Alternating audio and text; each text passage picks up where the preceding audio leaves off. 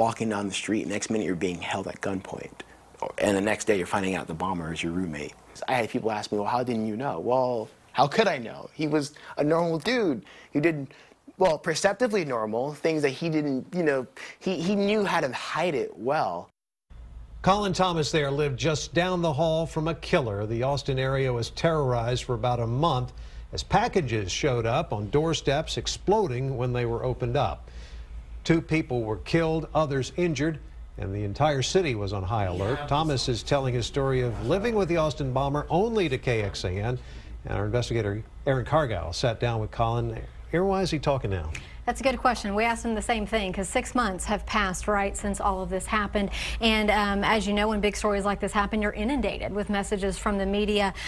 Finally, he came to a point where he decided that it was time to tell his story. He worked through a lot, had to go through some counseling, and decided that he didn't want to stay quiet anymore and wants people to know that he is not going to let the bomber win, as he puts it, and wants them to see that through this horrible situation in his life, being so close to the bomber, that he's able to move forward and become stronger because of it. And at one point, he was a person of interest. How much detail did he go into with his interactions with the police detectives? A lot of detail. I mean, he answered every single question we asked him. Took me back to that day. He didn't have a car at the time, was walking down the street, had just left his home in Pflugerville, and was heading back from grabbing a burger, and out comes a ton of FBI. You just heard him say in that interview clip, they held him at gunpoint. He had no idea what was going on. He took me back to that spot in that Pflugerville neighborhood. It says he, again, you know, had no idea why they were stopping him. They kept asking him about his whereabouts, what he was driving, and what Mark Condit was driving at the time.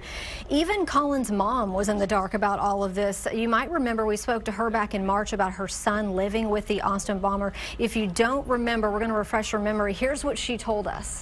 My first thought was, oh, I know my son's not involved in this, but I just want to know where he is. Nothing seemed out of the ordinary. We didn't suspect anything. He didn't suspect anything.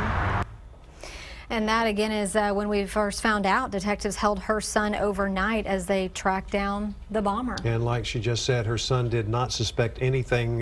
The biggest question, though, how did he not know?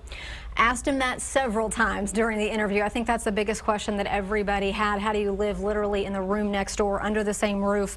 You know, he said he lived with a bomber 6 months leading up to all of this, said he was a normal guy, was really private, but you know, he didn't think about those things at the time. You know, hindsight is 20/20, of course. It wasn't until police caught the bomber that Colin started replaying, you know, conversations, interactions that they had at the time. He goes into great detail about a conversation that he, Mark Condit, and his roommate had during the time that these explosions were going off. I think that is the most interesting part of all of this, and so that, of course, is going to be one of the highlights of the story tonight. Fascinating subject, and thank you, Erin. We'll be looking for your report here on KXAN News at 10 o'clock. And for Erin's extended interview with the roommate, you can find that online at KXAN.com.